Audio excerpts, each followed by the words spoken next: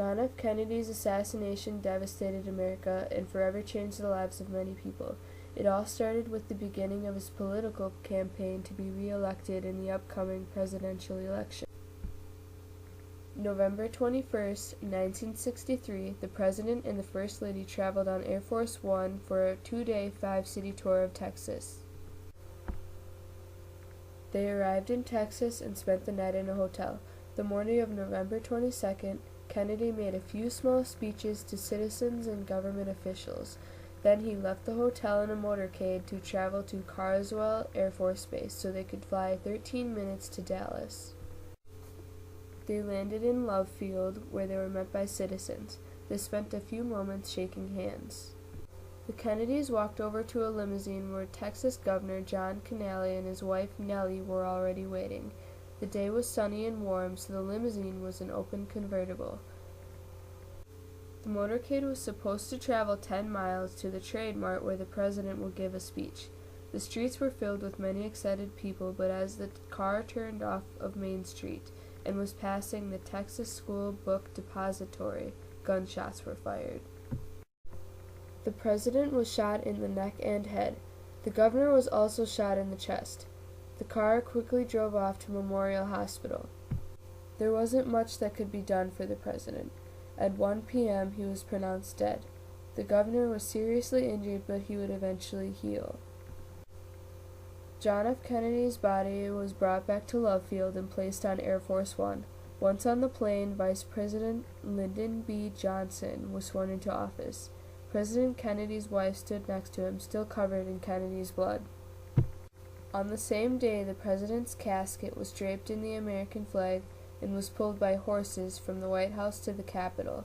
About 250,000 people paid their respects that day. November 25th, the president was laid to rest at Arlington National Cemetery. More than 100 countries' representatives attended the funeral. Afterwards, Miss Kennedy and John F. Kennedy's brothers lit an eternal flame which still burns to this day. The same day that JFK was pronounced dead at Memorial Hospital, Lee Harvey Oswald, who had recently been hired at Texas School Book Depository, which is the place that shots had come from, was arrested for the assassination of President Kennedy and also the murder of J.D. Tippit, a patrolman who he shot down in the street. Years before, Oswald had been in the military and was qualified as a sharpshooter. Not only that, but he also moved to the USSR for a few years and supported communism. He married and had 2 kids while he lived there. He eventually moved back to the U.S., although he had to live apart from his wife due to money troubles. His wife and kids moved in with a friend, and Oswald moved to Dallas. Oswald's co-worker, Buell Fraser, often drove him to work at the Texas School Book Depository.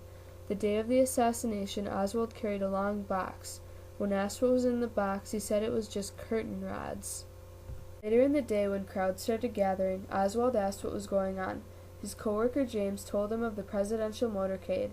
Then Oswald asked where it was heading. James told him it would pass directly in front of the book depository. The 6th floor of the depository was a warehouse with large windows and many boxes. Another co-worker, Charles Givens, was about to go to lunch when he realized he forgot his cigarettes. He got on the elevator to go and get them. When he got upstairs, he noticed Oswald was on the 6th floor by the windows where the shots were fired from. Oswald was the only one up there. Later on, an Italian-made rifle was found behind boxes on the 6th floor of the depository. Oswald was questioned and he denied all of the charges made against him. On November 24th, after he had been questioned for 30 hours, police decided to move him from the city jail to the county jail not far away. As they were leading him to the police van, a man jumped out of the crowd of people who were watching and filming Oswald, put a gun to his chest, and shot him. There were many cameras rolling, and the world had witnessed the whole thing live. The nation was stunned. Oswald was taken to Memorial Hospital, where just 2 days earlier President Kennedy had died.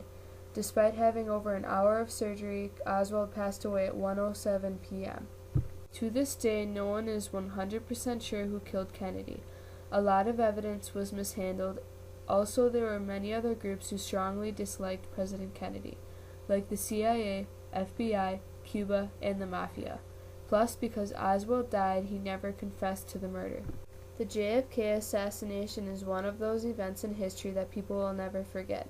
If you were to ask someone who was alive during that time, they would remember it clearly.